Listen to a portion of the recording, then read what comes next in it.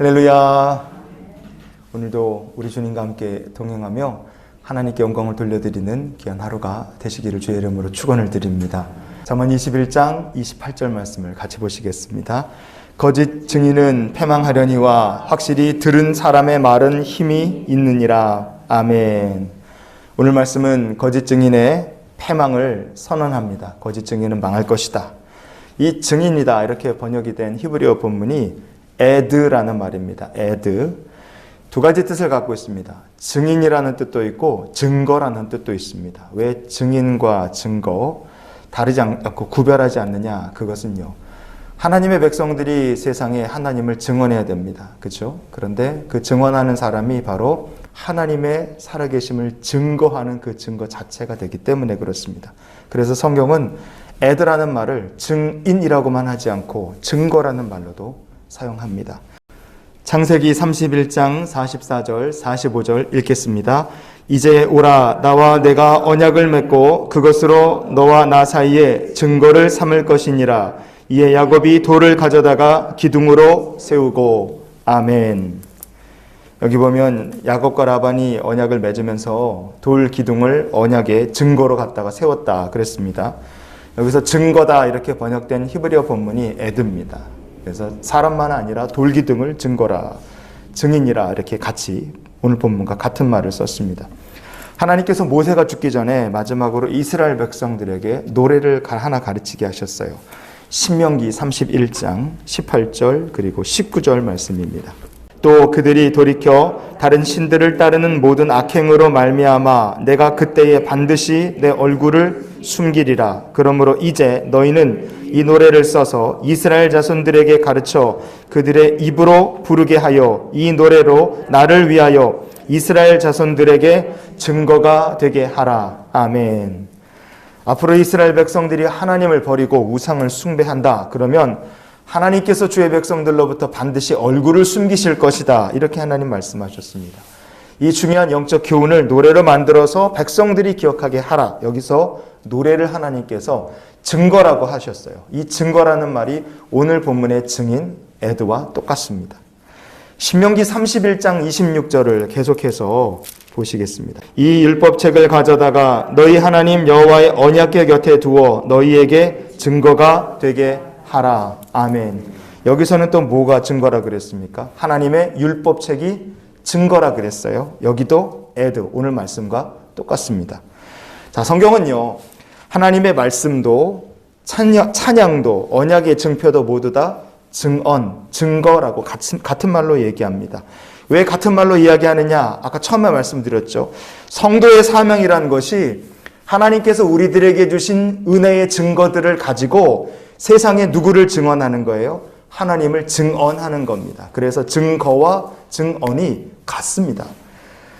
우리가 받은 은혜가 내게는 증거고 그거를 전하면 하나님을 증언하는 거죠. 이것을 생각할 때 왜 거짓 증인이 패망할 수밖에 없는지가 명확해집니다. 하나님께서 거짓 증인의 삶을 기뻐하지 않으시기 때문에 그래요. 왜 거짓 증인의 삶을 기뻐하지 못하십니까? 출애굽기 23장 1절을 찾아보시겠어요? 너는 거짓된 풍설을 퍼뜨리지 말며 악인과 연합하여 위증하는 증인이 되지 말며. 아멘. 여기서 증인이라 그랬습니다. 오늘 본문에 나오는 에드란 말씀과 똑같은 얘기입니다. 자, 하나님의 백성은요, 진리를 말하고 성령님과 연합하여 살아야 합니다. 그런데 주의 백성이 거짓 풍설을 퍼뜨려요. 악인과 연합을 합니다. 그러면 그것은 거짓 증인의 삶을 사는 거예요. 이런 인생을 하나님께서 기뻐하지 않으십니다. 왜 기뻐하지 않으시겠어요?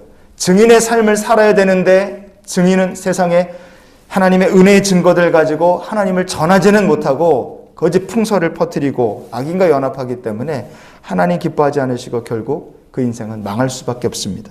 그러면 성도는 어떻게 살아야 하는가? 오늘 본문에 하반절에 있죠. 잠언 21장 28절 뒷부분을 보시면 이렇게 되어 있습니다. 확실히 들은 사람의 말은 힘이 있느니라. 아멘. 성도는요, 하나님의 말씀을 확실히 들어야 됩니다. 분명히 믿어야 됩니다. 정확히 알게 된 것을 세상에 어떻게 됩니까? 힘있게 증거하는 증인의 삶을 살아야 됩니다. 그럼 우리가 세상에 힘있게 증거해야 될 증언은 무엇인가? 우리의 전할 메시지는 무엇이냐? 마지막으로 이사야서 43장 10절 11절을 같이 보시겠습니다.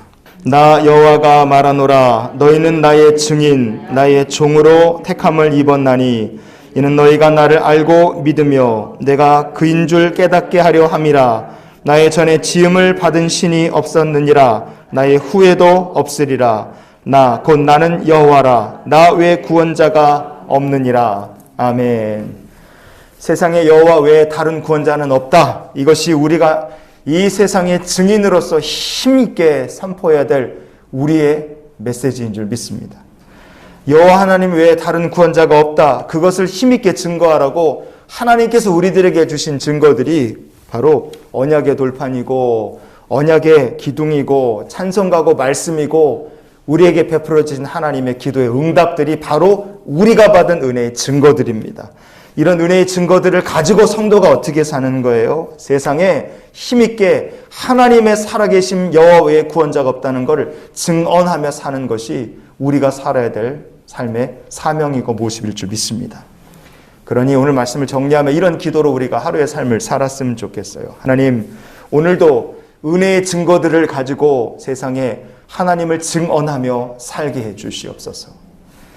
하나님 외에 다른 구원자가 없다. 이것을 확실히 아는 성도는요, 성도의 눈에 아무것도 안 보이고 우리 귀에 아무것도 들리지 않아도요, 믿음만을 가지고 힘차게 세상에 증인의 삶을 감당하기 위해 전진해 나가는 줄 믿습니다. 오늘도 우리가 좋으신 하나님 그리고 선하신 주님, 구원의 하나님을 세상에 힘있게 증거하면서요, 우리에게 주신 은혜의 증거들을 가지고 이 좋으신 하나님을 세상에 증언하며 사는 우리 모두가 될 수 있기를 예수님의 이름으로 축원을 드립니다.